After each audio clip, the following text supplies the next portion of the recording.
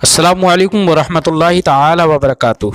مرکز اہل سنت جامعہ رضویہ منظر اسلام کے یوٹیوب چینل ہم سبق درس نظامی میں آپ کا خیر مقدم ہے۔ جنہوں نے اب تک ہمارے چینل کو سبسکرائب نہیں کیا ہے وہ ضرور سبسکرائب کر لیں اور گھنٹی بھی دبا دیں تاکہ ہر اپلوڈ کی نوٹیفیکیشن اور اطلاع آپ تک پہنچتی رہے۔ ساتھ ہی ساتھ اپنے ساتھیوں سے بھی شیئر کریں اور بات پسند آئے تو لائک بھی کیا کریں۔ آپ کے سامنے اب حضرت مولانا مفتی محمد قمر صاحب اصول الشاشی کا درس دیں گے، آپ حضرات اس کو بغور سماعت فرمائیں۔ بسم اللہ الرحمن الرحیم ثم السبب قد يقام مقام العلة عند تعذر الاطلاع على حقيقة العلة تيسيرا للأمر على المكلف ويسقط به اعتبار العلة ويدار الحكم على السبب۔ یہاں سے مصنف علیہ الرحمہ یہ مسئلہ بتانا چاہتے ہیں کہ کبھی کبھی سبب کو ہی علت کے قائم مقام کر دیا جاتا ہے۔ ابھی بات چلی تھی پچھلے سبق میں سبب کو کیا بنا دیا جاتا ہے؟ علت۔ سبب کیا ہوتی ہے؟ علت ہوتی ہے، لیکن اب سبب علت نہیں ہے لیکن علت کے قائم مقام کر دیا گیا ہے اسے۔ علت کے تو سبب کو علت کے قائم مقام کب کیا جاتا ہے؟ سبب کو علت کے قائم مقام اس وقت کیا جاتا ہے جبکہ جناب والا علت کی حقیقت پر اطلاع متعذر ہو جائے۔ علت کی یعنی علت کی حقیقت کو جاننا دشوار ہو جائے، ایسی صورت میں جناب والا سبب کو ہی علت کے قائم مقام کر دیا جاتا ہے۔ ایسا کیوں کیا جاتا ہے؟ ایسا اس لیے کیا جاتا ہے تاکہ بندے پر، مکلف پر معاملہ آسان ہو جائے۔ اس لیے کہ جب وہ علت کی حقیقت سے آگاہی نہیں ہو پائے گا تو اب اس کا معاملہ جناب والا دشوار ہوتا چلا جائے گا۔ اب اس دشواری سے بچانے کے لیے اور جناب والا حقیقت کی، علت کی حقیقت پر وہ آگاہ نہیں ہے تو ایسی صورت میں سبب کو ہی علت کے قائم مقام کر دیا گیا۔ اب حکم جناب والا اسی سبب پر گردش کرے گا۔ اب حکم اس کی مثال مثلا نوم کامل کو، کامل نیند کو، کامل نیند سے مراد ایسی نیند جس میں اعضاء کیا پڑ جائیں؟ ڈھیلے پڑ جائیں، جس میں استرخاء مفاصل ہو جائے، اعضاء ڈھیلے پڑ جائیں، جوڑ جسم کے ڈھیلے پڑ جائیں، اس کو کہتے ہیں نوم کامل۔ اسی نوم کامل کو جناب والا کیا قرار دیا ہے؟ ناقض وضو قرار دیا ہے۔ کیا قرار دیا ہے؟ ناقض وضو۔ تو نوم کامل کے ذریعے سے وضو ٹوٹ جائے گا، حالانکہ وضو ٹوٹنے کی علت کیا ہے؟ حدث۔ کیا ہے؟ تو اسی نوم کامل کو جناب والا حدث کے قائم مقام کیا گیا ہے۔ کیوں کیا گیا ہے؟ حالانکہ تو نوم کامل تو یہ کہتی سبب تھی، کہے گا حدث کا، اور حدث علت ہے، کہے گی ناقض وضو کی۔ تو اب نقض وضو کا دار و مدار حدث پر ہونا چاہیے تھا، لیکن جناب والا نوم کامل کو جو کہ سبب ہے اسی کو کس کے قائم مقام کر دیا گیا ہے؟ علت، یعنی کہ حدث کے قائم مقام کر دیا گیا ہے۔ کیوں اس لیے کر دیا گیا ہے کہ جب انسان بے خبری کے نیند سو رہا ہے تو بتاؤ اس کو یہ خبر ہوگی کہ کہاں سے کیا نکل لیا ہے؟ اس کو خبر نہیں ہو سکتی۔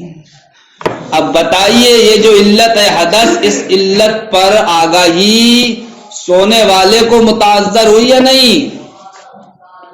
جی۔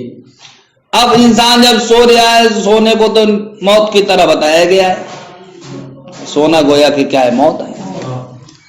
اب انسان کی روح کہیں پرواز کر رہی ہے، جسم اس کا کہیں ہے۔ ایسی صورتحال میں کب اس کے جسم سے ریح خارج ہوتی ہے یا اس کے علاوہ کچھ اور حدث اس کو لائق ہوتا ہے، اس سے وہ بے خبر ہے۔ اتنا بے خبر ہوتا ہے کبھی کبھی پورا گھر چڑ جاتا ہے لیکن وہ سو رہا ہے۔ تو اب اس حدث پر دار و مدار تھا نقض وضو کا۔ سونے کی حالت میں اس حدث پر آگاہی کیا ہے؟ متعذر ہے۔ اب کیا کیا جائے بھائی؟ اس انسان کو بچانا بھی ہے تاکہ اس پر معاملہ آسان ہو جائے کہ وضو ہے یا نہیں ہے تمہارا۔ تو تو کہہ دیا گیا جناب والا نوم کامل جو سبب ہے حدث کا، اسی سبب کو ہم حدث کے قائم مقام قرار دے رہے ہیں۔ اب سوتا ہوئے تمہیں حدث ہو یا نہ ہو اس کی ٹینشن مت لینا، اگر تمہاری مکمل نیند ہے تو سمجھ لینا کہ یہ وضو ٹوٹ گیا۔ تو اب معاملہ آسان ہو گیا نہیں ہو گیا؟ اتنا تو اسے خبر ہے ہی ہر سونے والے کو کہ میں بے خبر سویا، یعنی پوری نیند لے کے سویا ہوں یا ادھوری نیند میں سویا ہوں، تو یہ جاننا اس کے لیے کیا ہے؟ آسان ہے۔ لہذا معاملے کو آسان بنانے کے لیے نقض وضو کے لیے جو سبب تھا نوم کامل، اسی سبب کو علت یعنی کہ حدث کے قائم مقام کر دیا گیا، اسی سبب کو حدث کے قائم مقام کر دیا گیا۔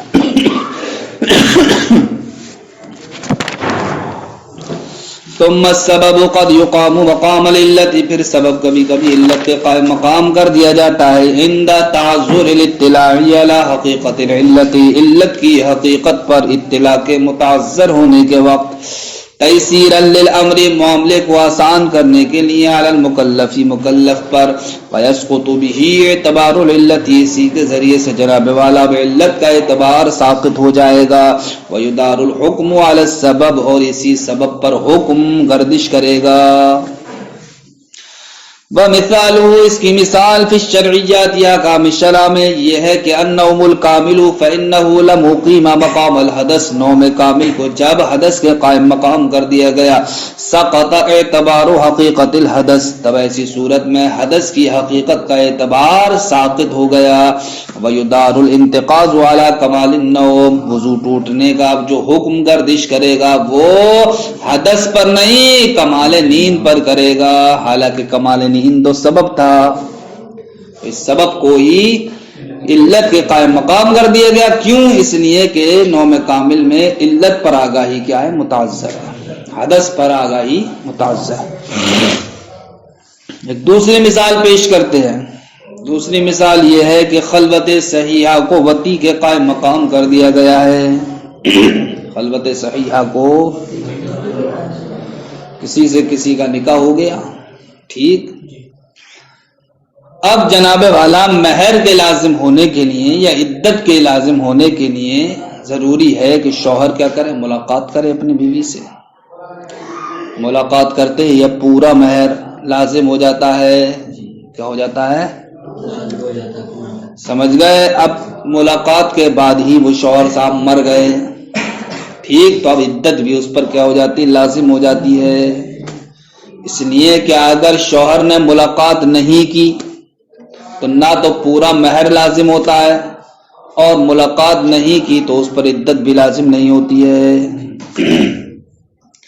تو اسی وتی کے، یعنی ملاقات سے مراد کیا ہے یہاں پر؟ وتی، اسی وتی کے قائم مقام ٹھہرایا ہے خلوت صحیحہ کو، یعنی شوہر نے بیوی سے اگرچہ ملاقات یا ہم بستری نہیں کی ہو، لیکن ایسی جگہ پائی ہو کہ جہاں پر شوہر بیوی سے ہم بستری کر سکتا تھا، اس کے لیے کوئی معنی نہیں تھا، تو ایسی تنہائی کو، چاہے اس نے ہم بستری نہیں کی ہو، وتی نہیں کی ہو، تو ایسی تنہائی کو بھی وتی کے قائم مقام قرار دیا گیا ہے۔ شریعت مطہرہ نے ایسی تنہائی کو بھی وتی کے قائم مقام قرار دیا، لہذا خلوت صحیحہ کے قائم مقام ہو گئی۔ وتی کے تو وتی کے بنیاد پر کیا کیا حکم ثابت ہو رہے تھے؟ ارے مہر لازم ہو رہا تھا، اور جناب والا عدت بھی لازم ہو رہی تھی۔ لہذا اب اگر خلوت صحیحہ پائی گئی، چاہے وتی کی ہو چاہے وتی نہیں کی ہو، جب خلوت صحیحہ کو ہی وتی کے قائم مقام قرار دے دیا گیا، تو خلوت صحیحہ کے بعد اب اگر شوہر نے اپنی بیوی کو طلاق دے دی تو اس بیوی پر عدت بھی گزارنا لازم ہوگا، سمجھ گئے؟ اور جناب والا اس خلوت صحیحہ کی بنیاد پر ہی شوہر پر مہر کیا ہو جائے گا؟ لازم ہو جائے گا، شوہر پر مہر لازم ہو جائے گا۔ اس لیے کہ جناب والا خلوت صحیحہ میں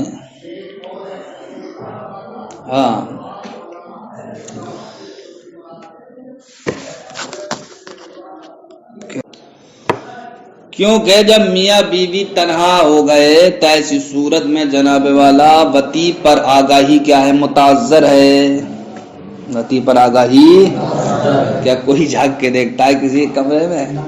और झांक के भी देखेगा तो अंधेरा है वहां। तो अब इस वती पर आगाही मुताज़र है या नहीं? और खलवत सहिया वती का क्या है? सबब है। सबब ही तो है ये, यानी कि जब तन्हा हो गए तो अब ये सबब बनेगा इसकी कि हम बिस्तर हो जाएंगे। तो इसी सबब को कायम मकाम कर दिया गया, काहे के? इल्लत के। समझ गए? क्यों? इसलिए कि आप इल्लत यानी कि वती पर आगाही क्या है? मुताज़र है। तो जब वती पर इल्लत पर आगाही मुताज़र हो तब ऐसी सूरत में सबब को ही इल्लत के कायम मकाम कर दिया जाता है, और सबब ही पर क्या होता है? हुक्म दायर होता है, हुक्म गर्दिश करता है। लिहाजा जब खलवत सहीहा ये क्या है? वती के कायम मकाम है, तो अब इसी पर हुक्म क्या करेगा? गर्दिश करेगा। फरमाते हैं वकदालिकल खलवतु सहीहा, इसी तरीके से खलवत सहीहा लम्मा उकीमत मकामल वती, जब उसको कायम मकाम कर दिया गया वती के, सकत एतबारु हकीकतिल वती, तो अब हकीकत वती का एतबार साकित हो गया। फयुदारुल हुक्मु अला सिहतिल खलवती, लिहाजा अब जनाब वाला खलवत सहीहा पर ही हुक्म दायर होगा महर के कामिल होने के हक में, वलुज़ूमिल इद्दती, और इद्दत के लाजिम होने के हक में। महर इंसान पर कब कामिल लाजिम होता है? जबकि वती करे। अब खलवत सहीहा को भी वती कायम मकाम कर दिया गया, लिहाजा खलवत सहीहा की बुनियाद पर भी महर कामिल लाजिम होगा। और अगर जनाब वाला उसने ना ही तो वती की थी ना ही खलवत सहीहा हुई, तब ऐसी सूरत में कामिल महर लाजिम नहीं होता है। समझ गए? वकज़ालिक अस्सफ़रु लम्मा उक़ीम मक़ामल मशक्क़ति फ़ी हक़्क़ि रुख़्सति सक़त इतबारु हक़ीक़तिल मशक्क़ति व युदारुल हुक्मु अला नफ़्सि सफ़र। तीसरी मिसाल पेश कर रहे हैं कि जनाब वाला सफ़र को ये मशक्क़त के कायम मकाम करार दिया गया है, कायम है रुख़सत के हक़ में, रुख़सत के हक़ में। मुसाफिर के लिए रुख़सत है या नहीं है? मुसाफिर के लिए रुख़सत है, कायम रुख़सत है। 4 रकत वाली नमाज को 2 रकत पढ़े वो, ठीक। रमजान के दिनों में रोजे में इख्तियार है, चाहे तो रखे चाहे ना रखे। क्यों है साहब? इसलिए कि सफर सफर, सरकार इरशाद फरमाते हैं सफर सकर की तरह जहन्नम की मानिंद है। इसलिए कि आज चलिए हमारे सफरों में आसानियां पैदा हो गई हैं, लेकिन सफर है तो बाइस मशक्कत। इंसान जब अपने अजीज व अकारिब, अपने मोहल्ले से, अपने रहने की जगह से जब जुदा होता है, दूसरी जगह जाता है, अजनबी जगह जाता है, तो उतना महफूज थोड़ी है जितना महफूज वो अपने घर अपने मोहल्ले में। अब अगरचे उसको दुश्वारी लायक ना हो, लेकिन जनाब वाला जब वो सफर करके जा रहा है तो दुश्वारी तो उसको आ ही सकती हैं।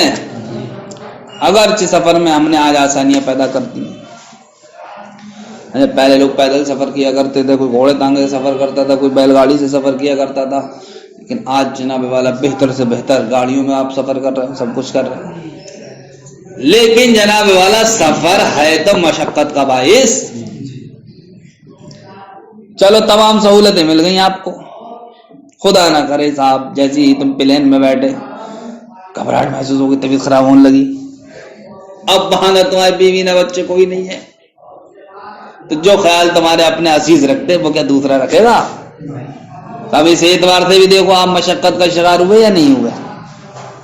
बहरहाल सफर को काय के कायम मकाम किया गया है, मशक्कत के कायम मकाम किया गया है, काय के हक में, रुखसत के हक में। लिहाजा अब मशक्कत इंसान को हासिल हो या न हो, नफ्स सफर पर ही जनाब वाला हुक्म गर्दिश करेगा, नफ्स सफर पर ही। यानी कि अब उसका सफर मशक्कत दे या मशक्कत ना दे, लेकिन जब सफर को मशक्कत ही के कायम मकाम कर दिया गया है, तो अब जो हुक्म है जनाब वाला वो सफर पर ही गर्दिश करेगा। अब उससे मशक्कत की हकीकत से कोई गर्ज नहीं होगा, मशक्कत चाहे पाई जाए या मशक्कत ना पाई जाए। لہذا کوئی سلطان اپنی رعایا کو دیکھنے کے لیے سفر کی نیت سے اپنی مملکت کے اطراف میں نکل گیا، اتنا لمبا نکل گیا کہ صاحب مسافر ہو گیا۔ تو اب آپ مجھے یہ بتائیے، کیا کوئی بادشاہ اپنی رعایا میں جب جائے گا تو اس کو مشقت کا سامنا کرنا پڑے گا، یا ہر کوئی اس کے استقبال کے لیے کھڑا ہوا ہوگا اور منتظر ہوگا، ارے حضرت ہمارے یہاں آ جائیں، ارے سلطان ہمارے یہاں آ جائیں؟ بتاؤ۔ اب تمام لوگ اس کو محبت سے لیں گے، عزت کی نگاہوں سے لیں گے، تو اب ایسی صورت میں اس کا سفر جب اپنی مملکت ہی میں ہے تو اس میں تو دشواری کا تصور ہی نہیں ہوگا، دشواری کا۔ لہذا اب ایسے انسان سے رخصت کا حکم ختم ہو جانا چاہیے، رخصت کا حکم، لیکن نہیں، اس لیے کہ نفس سفر تو پایا جا رہا ہے، نہیں پایا جا رہا ہے، اور نفس سفر کو ہی جناب والا مشقت کا قائم مقام کر دیا گیا ہے۔ لہذا اب مشقت کو نہیں دیکھا جائے گا، نہ عدم مشقت کو دیکھا جائے گا، بلکہ سفر کو دیکھا جائے گا، چاہے اپنی مملکت میں سلطان سفر کرے، چاہے دوسری جگہ سفر کرے، بہرحال نفس سفر کی بنیاد پر اس کو رخصت کا حکم حاصل ہوگا، نفس سفر کی بنیاد پر۔ فرماتے ہیں وَكَذَلِكَ السَّفَرُ، اسی طریقے سے سفر لما اقیم، جب قائم مقام کر دیا گیا مقام المشقت، مشقت کے، فی حق الرخصت، رخصت کے حق میں، سقط اعتبار حقیقت المشقت، تو مشقت کی حقیقت کا اعتبار ساقط ہو گیا۔ وَيُدَارُ الْحُكْمُ عَلَى نَفْسِ السَّفَرِ، اور نفس سفر پر حکم کیا ہوگا؟ گردش کرے گا، حتیٰ ان السلطان، یہاں تک کہ بادشاہ نے، لو طاف فی اطراف مملکتہ، اگر جناب والا اپنی مملکت کے اطراف میں ہی سفر کیا، یقصد بہ مقدار السفر، اور اس کے ذریعے سے مقدار سفر کا ارادہ کیا، کان لہ الرخصۃ فی الافطار والقصر، تو اب اس کے لیے افطار میں یعنی کہ روزہ نہ رکھنے میں، والقصر، اور جناب والا نمازوں میں قصر کرنے میں کیا ہوگا؟ اختیار ہوگا، اور رخصت ہوگی، اس کو کیا ہوگی؟ رخصت حاصل ہوگی۔ یہاں آپ کی یہ بات ختم ہو گئی کہ سبب کو جناب والا کیا کیا جاتا ہے؟ علت کے قائم مقام کر دیا جاتا ہے، کب؟ جب کہ علت کی حقیقت پر آگاہی کیا ہو جائے؟ متعذر ہو جائے۔ تین مثالیں آپ کے سامنے پیش کی گئی۔ اب یہاں سے جناب والا اس بات کو واضح کرنا چاہتے ہیں کہ غیر سبب کا نام بھی کبھی کبھی مجازاً سبب رکھ دیا جاتا ہے، جو چیز سبب نہیں ہوتی ہے لیکن مجازاً اس کو کیا کہہ دیتے ہیں؟ سبب کہہ دیتے ہیں، مجازاً سبب کہہ دیتے ہیں اس کو۔ جیسے جناب والا یمین کو سبب بنایا ہے، کہے گا کفارے کا، یمین کو کفارے کا سبب بنایا ہے۔ اب بتاؤ ذرا توجہ دے کر اپنے ذہن پہ لوڈ لو اور بتاؤ کہ اگر کسی انسان نے قسم کھائی تو قسم کھانا یہ کفارے کا سبب ہے، یا اس قسم کو توڑنا کفارے کا سبب ہے؟ تو قسم کو توڑنا یہ کفارے کا سبب ہے، جس کو کہتے ہیں حنس۔ تو یمین کہتے سبب ہو گیا، تو یمین غیر سبب ہے یا نہیں ہے؟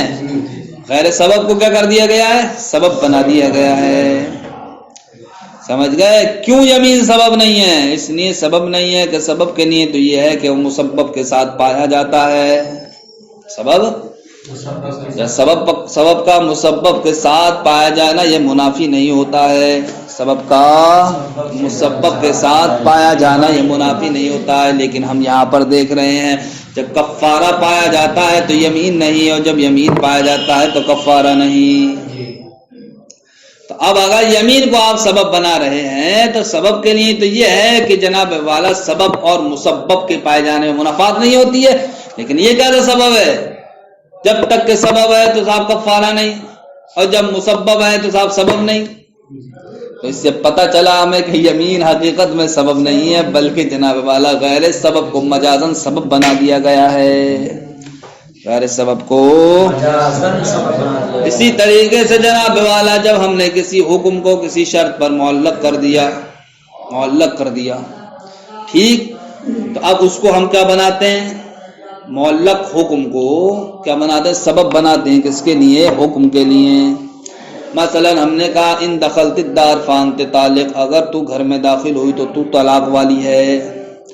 تو یہاں وقوع طلاق کے لیے سبب کیا ہے؟ دخول دار۔ تو اب طلاق کو ہم نے معلق کر دیا نہیں کر دیا؟ کہا پر دخول دار پر۔ دخول دار پر معلق کر دیا. تو میرے بھائی یہ بتاؤ جب تک یہ حکم معلق ہے تب تک یہ حکم واقع ہو رہا ہے کیا؟ لیکن جیسے ہی دخول دار پایا جائے گا طلاق واقع ہو جائے گی. اب طلاق واقع کیسے ہو رہی ہے؟ دخول دار سے، نہ ہی دخول دار پر معلق ہونے سے. اس لیے کہ جب تک طلاق کا حکم دخول دار پر معلق تھا تب تک حکم طلاق نہیں پایا جا رہا تھا. لیکن یہ معلق ہونا ختم،